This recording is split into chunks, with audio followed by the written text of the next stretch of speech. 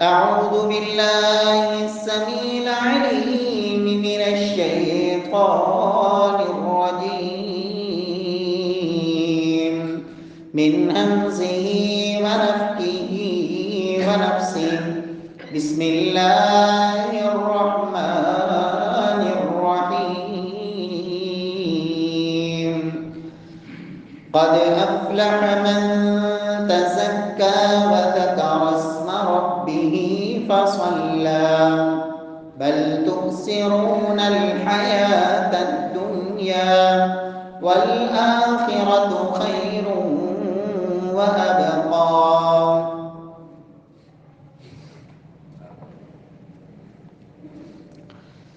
قد افلح من تزکا، یقیناً کامیاب ہو گیا وہ شخص جس نے اپنا تزکیہ کر لیا، وذکر اسم ربی، اور اللہ کے نام کا ذکر کیا، فصلی، اور نماز پڑھی، بل تؤثرون الحیاۃ الدنیا، بلکہ تم دنیا کی زندگی کو ترجیح دیتے ہو، والآخرۃ خیر وابقی، حالانکہ آخرت زیادہ بہتر ہے اور ہمیشہ باقی رہنے والی ہے۔ معزز سامعین کرام، محترم بھائیو، بزرگوں، دوستو، معززہ ماؤں اور بہنوں، گزشتہ جمعۃ المبارک میں انہی آیات میں جو اللہ رب العزت نے کامیابی اور فلاح کے جو اصول ذکر کیے ہیں کہ لوگوں، کامیابی یقینی اور حتمی ہے اس انسان کے لیے جس نے یہ 3 اصول اپنا لیے۔ پہلا اصول تزکا، کہ جس شخص نے اپنے آپ کو پاک کر لیا، اپنے آپ کو ظاہری اور باطنی علائشوں اور گناہوں سے پاک کیا، اپنے اندر جو رب العالمین نے ایک چھوٹا سا گوشت کا ٹکڑا دل کی شکل میں رکھا ہے، اس دل کی تطہیر کر لی، چھوٹے اور بڑے گناہ اور بالخصوص ایسے گناہ جن کا تعلق دل کے ساتھ ہے، ان گناہوں سے اپنے آپ کو پاک کیا۔ تو اللہ رب العزت نے اس کے بعد دوسرا اصول یہ ذکر کیا، وَذَكَرَ اسْمَ رَبِّهِ، کہ اپنا تزکیہ کرنے کے بعد، تطہیر اور پاکی کرنے کے بعد، اب اس کے اندر نور بھرنے کی ضرورت ہے۔ اس دل کو جسے پاک اور صاف کیا ہے، تطہیر کی ہے، اب اس کے اندر نما کا پہلو یہ پیدا کرنا ہے کہ اس کے اندر اضافہ کیا جائے، اور دل کے اندر نور کا اضافہ وہ عمل سے ہوتا ہے۔ رسول اللہ صلی اللہ علیہ وسلم کی بڑی معروف اور لمبی حدیث ہے کہ کل قیامت کا دن ہوگا جب جہنم کے اوپر پل صراط کو رکھا جائے گا، اور تمام لوگ سب کے سب اس پل کے اوپر سے گزریں گے۔ خالق کائنات نے یہ عہد کیا ہے، وَإِن مِّنكُمْ إِلَّا وَارِدُهَا كَانَ عَلَىٰ رَبِّكَ حَتْمًا مَّقْضِيًّا، یہ تیرے رب کا حتمی اور اٹل فیصلہ ہے کہ اس جہنم کے اوپر ہر شخص نے وارد ہونا ہے۔ رسول اللہ صلی اللہ علیہ وسلم فرماتے ہیں، اب اس پل کے اوپر سے لوگ گزریں گے تو کس طرح گزریں گے؟ یمر الناس بقدر اعمالہم، اپنے اپنے عمل کے مطابق اس پل سے گزرا جائے گا۔ فرمایا جو لوگ اس انداز میں گزر جائیں گے جس طرح بجلی کا ایک چمک ہوتی ہے، بجلی کی ایک چمک، اس انداز میں گزر جائیں گے۔ فرمایا کچھ تیز ترین سواریاں دوڑنے والی اس کی طرح گزریں گے، اور کچھ ایسے بھی ہوں گے کہ جن کو اس پل سے گزرتے گزرتے ایک لمبا عرصہ لگ جائے گا۔ فرمایا ان میں ایسا شخص بھی ہوگا کہ جو اس پل سے جب گزرے گا اس کا جسم زخمی ہو جائے گا، وجہ اس کے پاؤں کے اندر صرف ایک پاؤں کے انگوٹھے کا جو ناخن ہے اس کی مقدار اس کے پاس نور ہوگا۔ پیارے بھائیوں، رسول اللہ صلی اللہ علیہ وسلم کی دوسری روایت میں یہ لفظ ہے یمر الناس بقدر نورہم، کہ لوگ اس پل سے گزریں گے اپنے اپنے نور کے مطابق، جتنا کسی کے پاس نور ہوگا اسی قدر اس کے لیے اس پل سے گزرنا آسان ہوگا۔ تو گویا کہ انسان کی زندگی کے اندر عمل یہ حقیقت میں وہ نور ہے جو کل قیامت والے دن اس کی کامیابی کا سامان ہوگا۔ نورہم یسعی بین ایدیہم و بایمانہم، کچھ لوگ ایسے ہوں گے دنیا میں خوبصورت عمل کرنے والے، اللہ کی رضا کے لیے عمل کرنے والے، تطہیر اور تزکیے کے بعد اللہ کی رضا کے لیے نیک اعمال بجا لانے والے، فرمایا ان کو اللہ اتنا نور نصیب فرمائیں گے کہ ان کے وہ عمل کا نور ان کے آگے بھی ہوگا، ان کے پیچھے بھی ہوگا، ان کے دائیں اور بائیں نور ہی نور ہوگا۔ منافق کہیں گے انظرونا نقتبس من نورکم، ہمیں بھی تھوڑا سا یہ نور دے دو، یہ نور ہمیں بھی دے دو تاکہ اس کی روشنی میں ہم بھی گزر جائیں، تاکہ اس نور کی روشنی میں ہم بھی اللہ کی جنت تک پہنچ جائیں۔ انہیں کہا جائے گا پلٹ جاؤ دنیا کی طرف، قیل ارجعوا، کہا جائے گا لوٹ جاؤ دنیا میں، اور دنیا سے نور لے کے اپنے ساتھ آنا تھا، اب یہاں سے یہ نور تمہیں نصیب نہیں ہو سکتا۔ تو پیارے بھائیوں، معلوم یہ ہوا کہ انسان جب اپنا تزکیہ کر لے، اپنے آپ کو پاک کر لے، اللہ سے گناہوں کی معافی مانگ لے، توبہ تائب ہو جائے، گناہوں کو چھوڑنے کا پختہ ارادہ کر لے، گزشتہ گناہوں پہ نادم اور شرمندہ ہو، اس کے بعد پھر ہاتھ پہ ہاتھ دھر کے نہیں بیٹھ رہنا بلکہ عمل کرنا ہے، عمل کی زندگی۔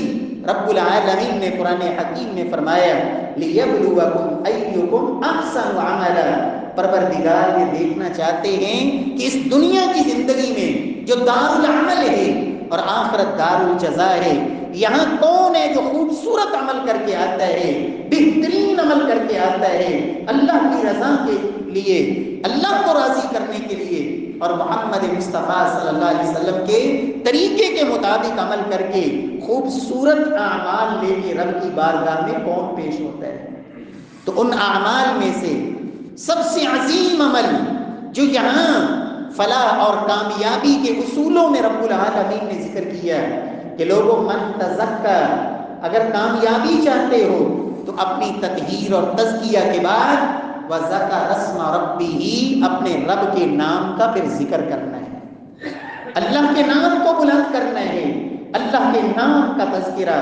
قرآن حکیم کے اندر کسی عمل کے اندر رب العالمین نے کثرت کا مطالبہ نہیں کیا، اعمال کے حوالے سے یہ کہا کہ لوگوں خوبصورت عمل کرو، بہترین عمل کرو، عمدہ عمل کرو، لیکن ایک عمل ایسا ہے جس کے بارے میں رب نے کثرت کا مطالبہ کیا ہے کہ یہ عمل زیادہ کرو، خوبصورت تو کرنا ہی کرنا ہے لیکن کثرت، زیادتی، اضافہ جتنا کر سکتے ہو۔ فرمایا یا ایھا الذین آمنوا اذکروا اللہ ذکرا کثیرا، اے ایمان والو اللہ کا ذکر کرو، اذکروا اللہ، اللہ کا ذکر کرو، ذکرا کثیرا، اور کثرت سے ذکر کرو، وسبحوہ بکرۃ واصیلا، صبح و شام اللہ کے تسبیحات، رب کا نام، اس کے تذکرے کرو، رب کا نام تمہاری زبانوں پہ جاری رہے۔ کامیابی کی دوسری بنیاد یہ ہے، کوئی شخص یہ چاہتا ہے کہ اللہ مجھے وہ حقیقی کامیابی، فمن زحزح عن النار وادخل الجنۃ فقد فاز، جسے اللہ کا قرآن کامیابی کہتا ہے، اور وہ کامیابی جہنم سے آزادی اور رب کی جنت کا داخلہ ہے۔ اس کامیابی کا دوسرا اصول قد افلح من تزکى وذکر اسم ربہ، اللہ فرماتے ہیں لوگوں کامیاب ہونا چاہتے ہو، یقینی کامیابی، پھر اپنی تطہیر، تزکیہ، پاکی کے بعد ذکر اسم ربی، اللہ کے نام کا ذکر کرو۔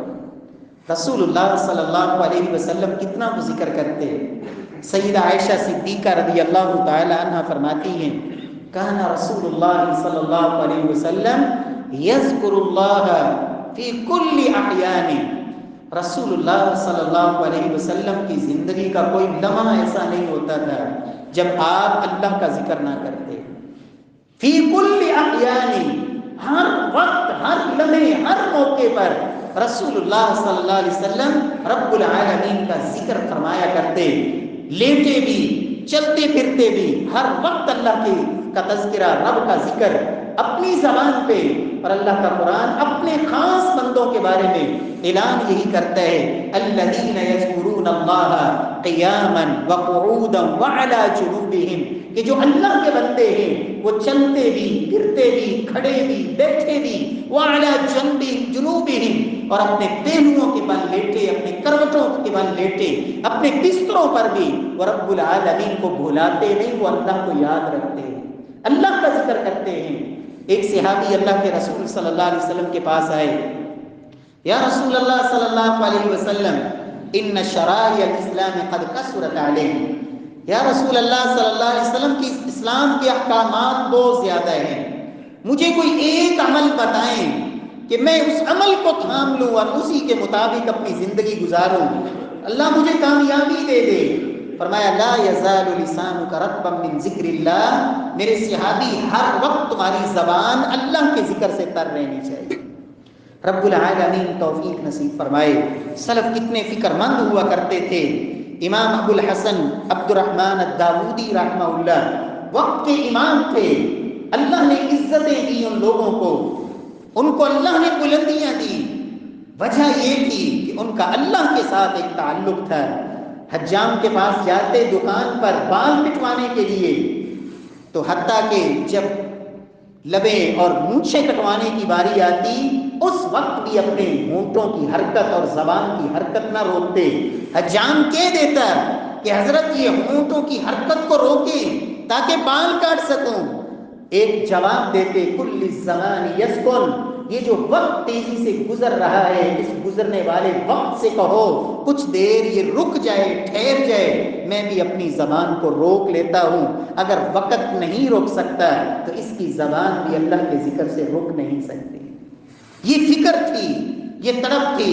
میرے پیارے بھائیوں، قرآن حکیم میں اللہ سبحانہ و تعالی نے بہت عبادات کا تذکرہ فرمایا، لیکن ذکر کے حوالے سے فرمایا والا ذکر اللہ اکبر، لوگوں اللہ کا ذکر سب سے بڑی چیز ہے، والا ذکر اللہ اکبر۔ اور شیخ الاسلام ابن تیمیہ رحمۃ اللہ علیہ فرمایا کرتے تھے ذکر کی فضیلت، اللہ کے نام کا ذکر، اس کی فضیلت میں اگر اور کوئی بھی آیت نہ ہوتی تو اللہ کے ذکر کی عظمت کو اجاگر کرنے کے لیے یہ لفظ ہی کافی ہے، وَلَا ذِكْرُ اللَّهِ أَكْبَرُ، لوگوں اللہ کا ذکر سب سے بڑی بات ہے۔ اللہ رب العزت توفیق نصیب فرمائے۔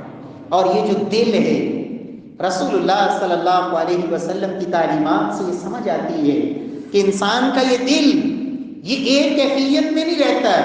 عربی زبان میں دل کو قلب کہتے ہیں، اور قلب، قلب یقلب تقلیب، اور قلب کا معنی ہوتا ہے پھرنے والا، گھومنے والا، جو ایک جگہ پہ ٹک نہ سکے، اس کی حرکت ہوتی رہتی ہے۔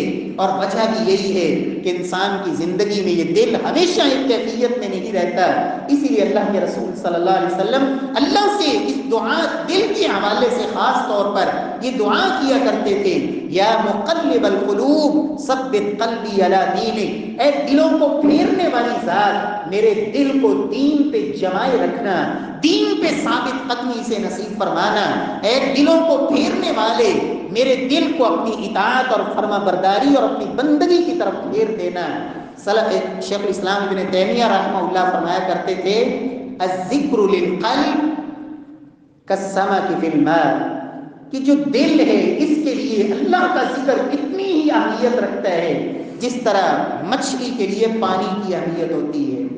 جس طرح مچھلی کو پانی میں زندہ ہے، پانی سے باہر نکال دیں تو وہ اپنی زندگی کھو دیتی ہے، یہ ذکر اس دل اس وقت تک زندہ رہتا ہے جب انسان ذکر کرتا رہتا ہے، اور جب انسان ذکر چھوڑ دیتا ہے تو اس کا یہ دل پہلے قلب سلیم سے قلب مریض میں آتا ہے، بیمار ہوتا ہے، اور پھر قلب میت میں تبدیل ہو جاتا ہے، حتیٰ کہ وہ دل مردہ ہو جاتا ہے۔ اور رسول اللہ صلی اللہ علیہ وسلم نے بھی یہی فرمایا تھا مثل الذی یذکر ربہ والذی لا یذکر ربہ مثل الحی والمیت فرمایا وہ شخص جو اللہ کا ذکر کرتا ہے اور جو اللہ کا ذکر نہیں کرتا، دونوں کی مثال ایسے ہے جیسے ایک زندہ ہے اور ایک مردہ ہے۔ جو رب کا ذکر نہیں کرتا اس کی مثال مردہ کی طرح ہے۔ رب العالمین ہمیں توفیق نصیب فرمائے۔ میرے پیارے بھائیوں، رسول اللہ صلی اللہ علیہ وسلم فرماتے ہیں دنیا کے اندر انسان نے جیسے زندگی گزاری ہوگی، کل قیامت والے دن گویا کہ انسان کے سامنے وہ پوری کتاب زندگی کھل کے آ جائے گی، ایک کیسٹ کی طرح، ایک ٹیپ ریکارڈر کی طرح، ایک ویڈیو کی طرح پوری زندگی انسان کی وہ ایک ریل اور ایک کیسٹ کی طرح چلنا شروع ہو جائے گی۔ ایک ایک لمحہ، ایک ایک مجلس، ایک ایک محفل انسان کی نظر کے سامنے ہوگی۔ رسول اللہ صلی اللہ علیہ وسلم فرماتے ہیں ما جلس قوم مجلسا لم يذكر الله فيه ولم يصلوا على النبي صلی اللہ علیہ وسلم الا كان عليهم طرة۔ فرمایا دنیا کے اندر انسان جس محفل میں بیٹھا، جس مجلس میں بیٹھا، اور اس مجلس میں، اس محفل میں، اس گھڑی میں جہاں اس نے وقت بسر کیا، وقت گزارا، اس میں اس نے اللہ کا نام نہ لیا، رب کا ذکر نہ کیا ہوگا، اور اللہ کے نبی صلی اللہ علیہ وسلم پر اس مجلس میں یہ درود نہ پڑھ سکا، فرمایا کل قیامت والے دن اپنی اس محفل، اس مجلس پر یہ افسوس کرے گا جب وہ ساری کتاب زندگی سامنے کھل کے آئے گی۔ انسان اپنی اس محفل پہ افسوس کرے گا، کاش میں یہ مجلس نہ بیٹھتا، کاش میں اس محفل میں نہ وقت گزارتا جہاں میں اللہ کا نام نہ لے سکا، اللہ کے نبی پہ درود نہ پڑھ سکا۔ اور رسول اللہ صلی اللہ علیہ وسلم فرماتے ہیں حتیٰ کہ اگر جنتی جنت میں بھی چلے گئے، اللہ کی طرف سے ملنے والے انعامات اور اللہ کی طرف سے ملنے والی رحمت کے بدلے جنت میں چلے بھی گئے، جنت میں جانے کے باوجود اپنی اس محفل اور مجلس میں اہل جنت بھی افسوس کریں گے کہ کاش ہماری وہ محفل اللہ کے ذکر سے تر ہوتی، کاش اس محفل میں ہم نے اللہ کے نبی کا نام لیا ہوتا اور ان پہ درود پڑا ہوتا، آج رب العالمین ہمیں اور بلندی نصیب فرماتے۔ یعنی اہل جنت جنت میں جانے کے باوجود اس بات پر افسوس کریں گے کہ ہماری وہ محفل، وہ مجلس، ہماری وہ گھڑی رب کی یاد کے بغیر کیوں گزر گئی۔ اس لیے میرے پیارے بھائیوں، رسول اللہ صلی اللہ علیہ وسلم نے خوب ترغیب دلائی۔ اگر ذکر کے فضائل میں بات کی جائے تو بے شمار احادیث ہیں۔ ایک حدیث ذکر کی فضیلت کے حوالے سے میں عرض کرتا ہوں۔ اللہ کے رسول صلی اللہ علیہ وسلم فرماتے ہیں میرے صحابہ الا انبئکم بخیر اعمالکم وازکاها عند ملیککم وارفعیها فی درجاتکم وخیر لکم من انفاق الذهب والفضة وخیر لکم من ان تلقوا عدوکم فیضربوا اعناقکم فتضربوا اعناقهم قالوا بلى یا رسول اللہ صلی اللہ علیہ وسلم قال ذکر اللہ۔ اللہ کے رسول صلی اللہ علیہ وسلم فرماتے ہیں میرے صحابہ میں تمہیں ایسا عمل نہ بتاؤں، الا انبئکم، کیا میں تمہیں ایک ایسا عمل نہ بتاؤں جو خالق اور مالک اور تمہارا جو رب ہے، پروردگار ہے، اس اللہ کے ہاں وہ عمل سب سے زیادہ محبوب بھی ہے، اور اس اللہ کے ہاں جتنے بھی تم عمل کرتے ہو ان اعمال میں سب سے بڑھ کے اللہ رب العزت کے ہاں وہ پاکیزہ اور عمدہ بھی ہے۔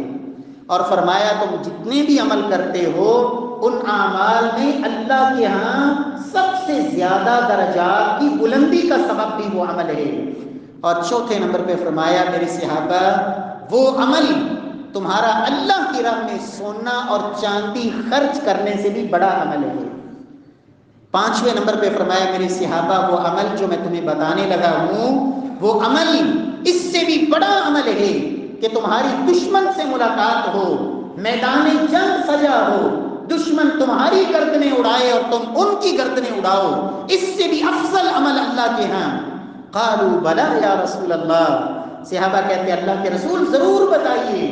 قال ذکر اللہ، فرمایا میرے صحابہ اللہ کا ذکر یہ سب سے عظیم عمل ہے، اللہ کو سب سے زیادہ محبوب ہے اور اللہ کے ہاں سب سے زیادہ بلند درجات کا یہ عمل سبب ہے۔ رب العالمین ہم سب کو توفیق نصیب فرمائے۔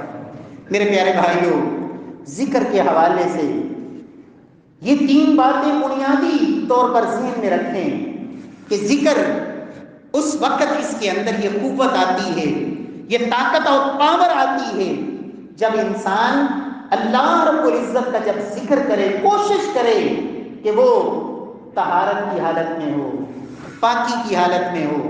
اور اس کے لیے بہترین یہ ہے کہ انسان زندگی میں معمول بنا لے کہ میں نے باوضو ہی رہنا ہے.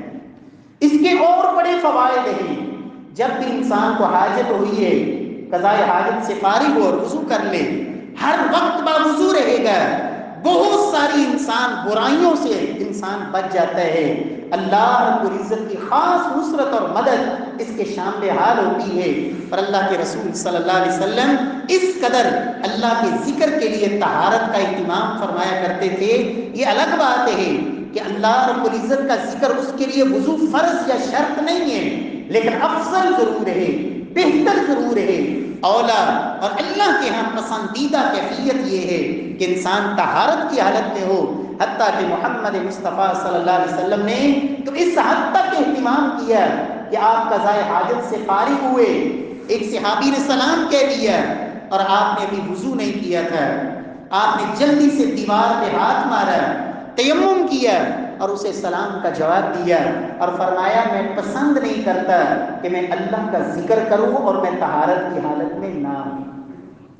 رسول اللہ صلی اللہ علیہ وسلم نے گویا کہ اس بات کو پسند کیا ہے.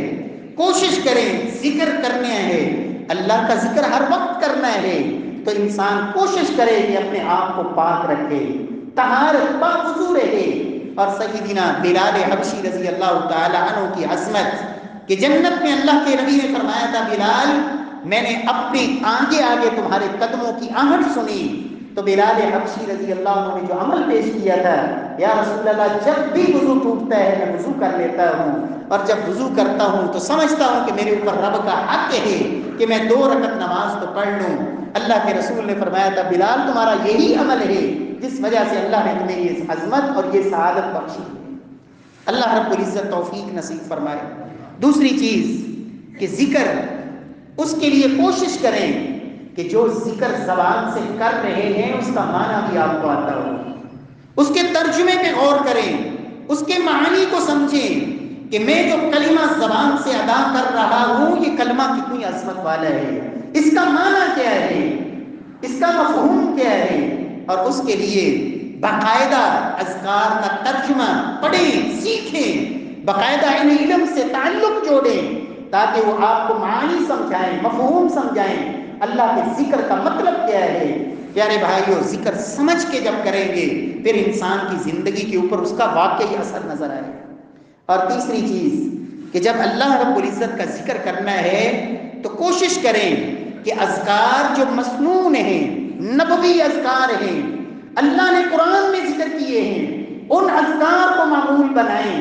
اور ایسے ہی چلتے پھرتے اور مصنوعی اذکار فلاں نے کہا یہ ذکر کرو تو یہ ہو جائے گا، تو میرے پیارے بھائی فلاں کی حیثیت کیا ہے؟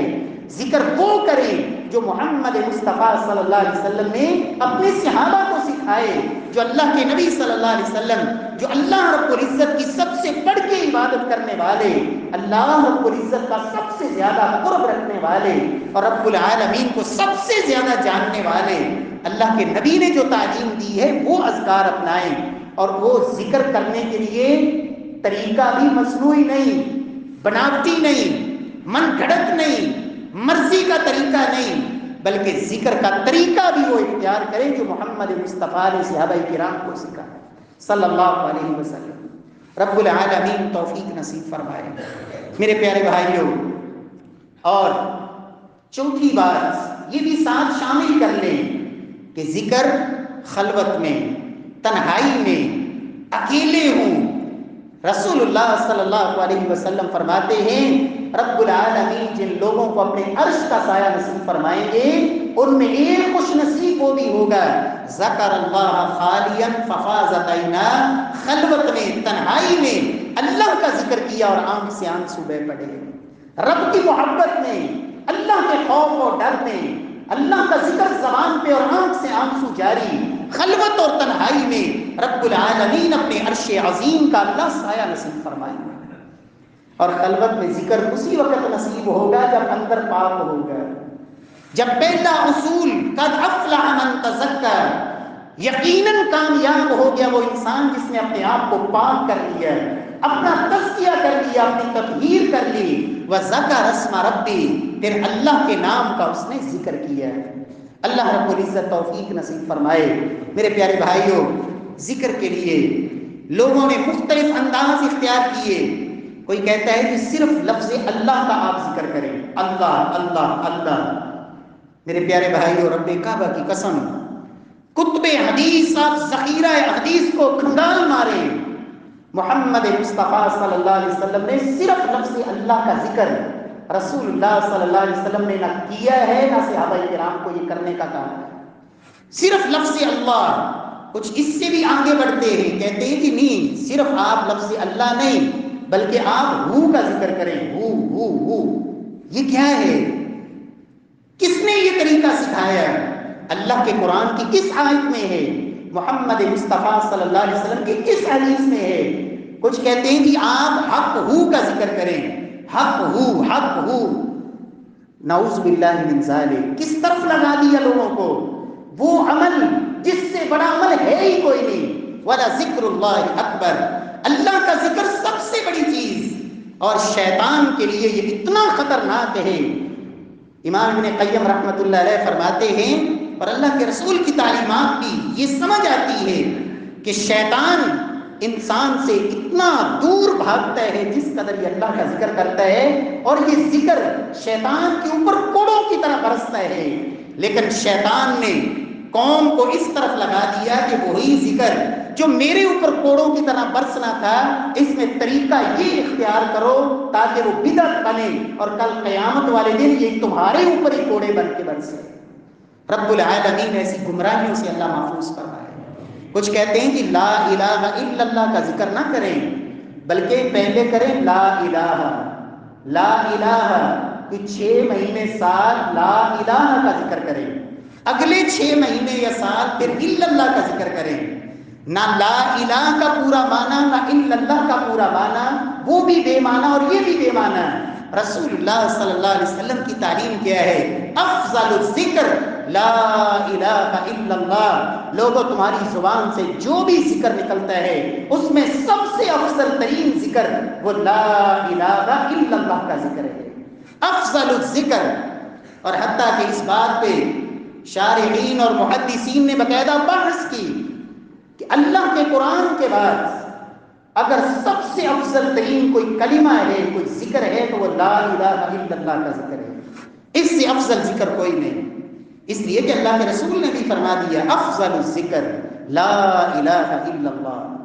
اور اس کے لیے پھر طریقہ نعوذ باللہ من ذالک، کچھ کہتے ہیں گردنوں کو جھٹکے، گردن کو جھٹکے دے دے کے ذکر، اور بعض نے کہا نہیں، ذکر کریں اور آپ کو کرنٹ لگنا چاہیے، آپ کے اندر وجد طاری ہونا چاہیے، اور آپ جب ذکر کریں تو آپ کا دل ذکر کرے، ناف سے آواز نکلے۔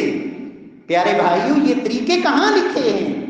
کس حدیث میں محمد مصطفیٰ صلی اللہ علیہ وسلم مسجد نبوی کے اندر صحابہ کو ذکر کرواتے ہوں اور صحابہ کرام نعوذ باللہ اس انداز میں گرتے ہوں مسجد کے اندر جس طرح کوئی دیوانہ ہے، کوئی مجنون اور پاگل ہے؟ محمد مصطفیٰ صلی اللہ علیہ وسلم کے صحابہ کرام کا یہ انداز تھا اللہ کے گھر کے اندر۔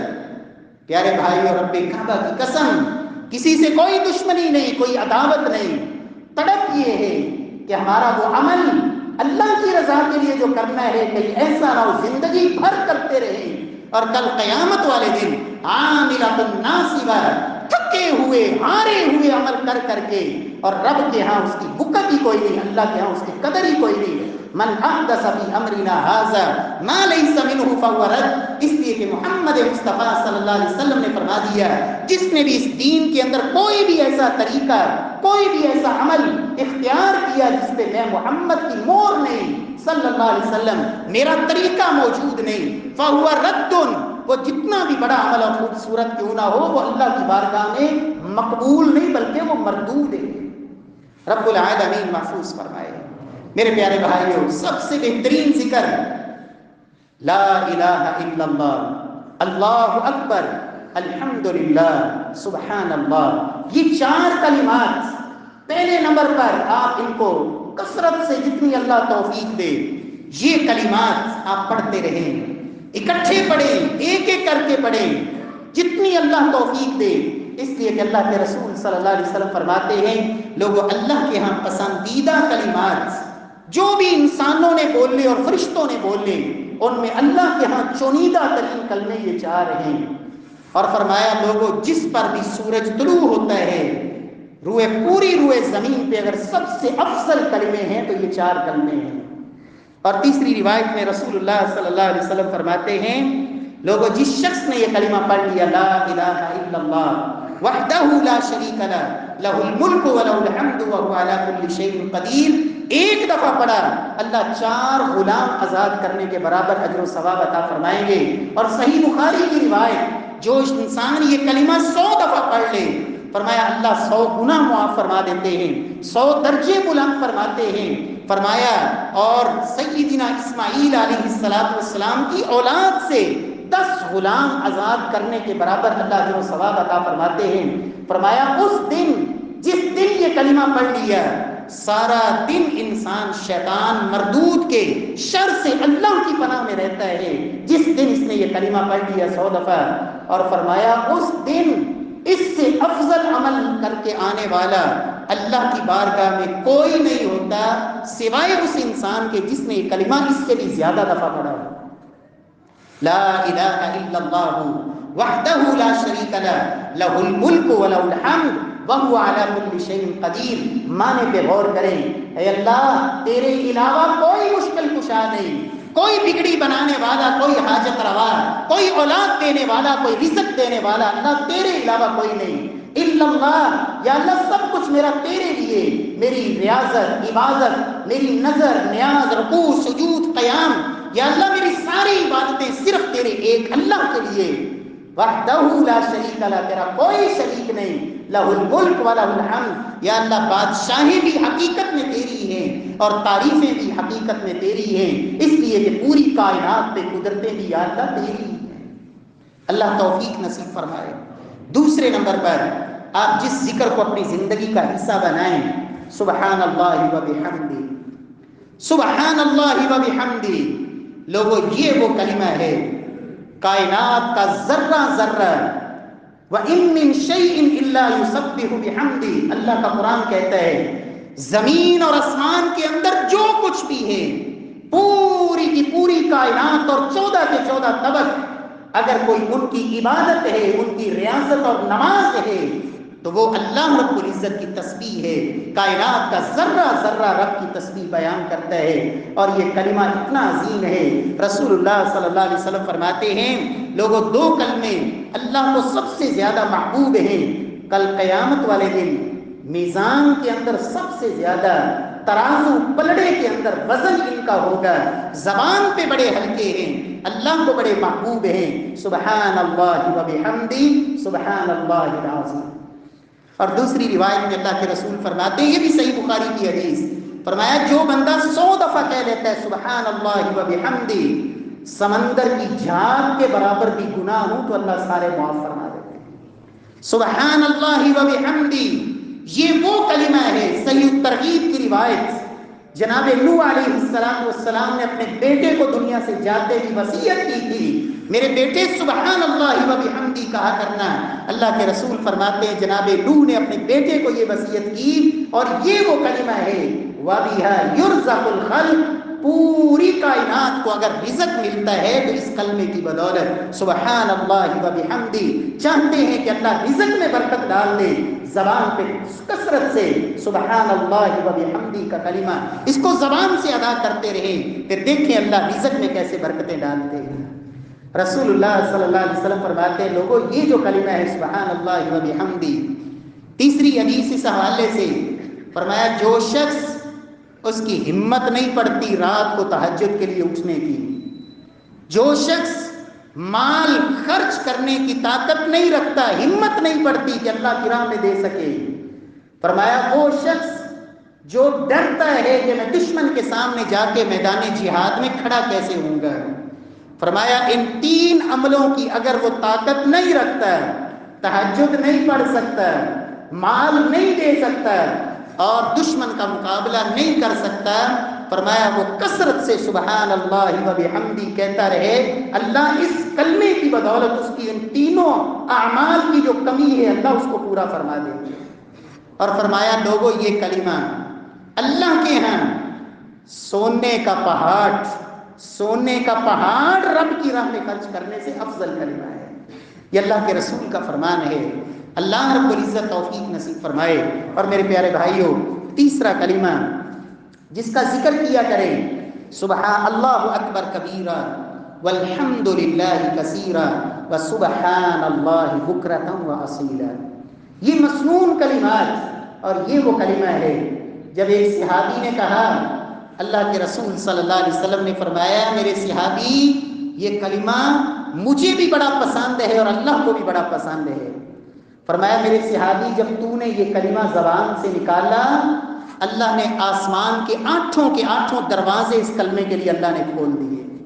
اللہ اکبر کبیرہ والحمد للہ کثیرہ وسبحان اللہ بکرۃ واصیلا۔ اور فرمایا صرف 8 دروازے نہیں کھولے، سنن نسائی کی روایت کے لفظ ہیں کہ اللہ نے 12 فرشتے اتارے ان کلمات کو وہ لے کے تاکہ فوراً رب کے پاس پہنچے۔ اللہ رب العزت توفیق نصیب فرمائے۔ اور آخری چوتھا جو کلمہ میں آج بتانا چاہتا ہوں وہ ہے حسبی اللہ و نعم الوکیل۔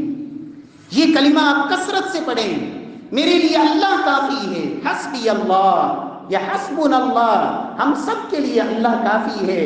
ونعم الوکیل، اور اس سے بہترین کارساز کوئی نہیں، وہ خود ہی میری مشکلات سے نکلنے کے راستے بھی بنائے گا، میرے دشمن کے مقابلے میں میری قوت اور طاقت کو بھی بڑھائے گا۔ میں کمزور ہوں، میری وہ طاقت دشمن کے مقابلے میں جو مجھے ضرورت ہے وہ اللہ ہی عطا کریں گے۔ اور یہی وہ کلمہ ہے جناب ابراہیم علیہ السلام کو جب آگ میں ڈالا گیا، سب سے آخری کلمہ جو انہوں نے کہا تھا حسبی اللہ و نعم الوکیل۔